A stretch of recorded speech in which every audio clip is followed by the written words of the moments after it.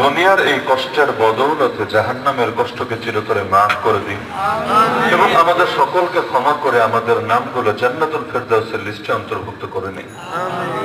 মূল আলোচনায় যাওয়ার আগে একটা বিষয় একটু দৃষ্টি আকর্ষণ করে নিই, সেটা হলো আমার সামনে দুইটা বোতল রাখা দেখছেন মনে হয়। কাকতালীয় ভাবে কিনা আমি জানি না, একটা হলো ইসরায়েলি প্রোডাক্ট আর একটা কাদিয়ানি প্রোডাক্ট। মানে দুই বার্তায় কিভাবে জানি কাকতালীয় ভাবে চলে আসলো। অ্যাকুয়াফিনা তো হলো পেপসিকো কোম্পানির, তাই না? এত আন্দোলন সংগ্রাম হলো আমাদের ফিলিস্তিন মাজলুমদের পক্ষে এবং ইসরায়েলদের বিপক্ষে। এখন যদি ইসলাহি মাহফিলের মধ্যেই তা বক্তার সামনে এই ইসরায়েলি পণ্য থাকে, তাহলে ইসলাহ তো এখানেই ধরা খেয়ে গেল, বাকি বয়ান দিয়ে আর কি ফায়দা হবে? এজন্য সম্ভবত ভুলবশত হয়েছে অথবা দোকানে অন্য কোনোটা পায় নাই, যে কোনো কারণেই হোক, আমি মনে করি পানি না খেয়ে থাকাও ভালো এই ইসরায়েলিদেরকে অর্থ দিয়ে সহযোগিতা করার চাইতে। সুতরাং ইসরায়েলি পণ্যকে বয়কট করা দরকার, আর কাদিয়ানি নবীর দুশমন এদেরকে সাহায্য করার তো প্রশ্নই আসে না।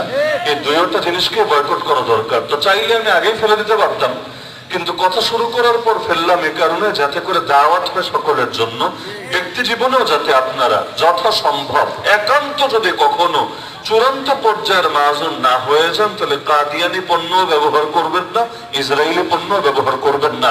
মাজলুমের জন্য কিছু যদি করতে নাও পারেন, অন্তত জালেমকে পয়সা দিয়ে সাহায্য করবেন।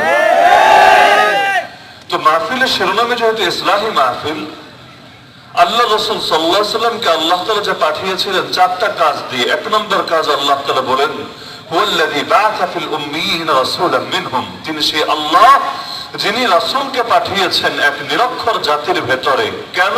চারটা কাজ দিয়ে। এক নম্বর কাজ আল্লাহ বলেছিলেন, ইয়াতলু আলাইহিম আয়াতিহি, তিনি জাতিকে কোরআনের আয়াতগুলো তেলাওয়াত করে করে শোনাবেন। দুই নম্বর কাজে আল্লাহ বলেছিলেন, ওয়ায়ুযাক্কিহিম, তিনি তাদের ইসলাহ করবেন, তাদেরকে সংশোধন করবেন, তাদেরকে পরিশুদ্ধ করবেন।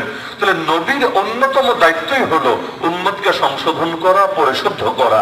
ক্ষেত, আপনার যদি একটা ক্ষেত থাকে, সেখানে ধান চাষি করেন আর যাই চাষ করেন না কেন, যদি সেটাকে নিয়মিত আপনি আগাছার হাত থেকে এবং অন্যান্য জিনিসের হাত থেকে পরিশুদ্ধ না রাখেন, তাহলে যেমন ফসলের আশা করেন মৌসুম শেষে সেমন ফসল জিন্দেগি তো পাবেন না, পাওয়ার কথাও না।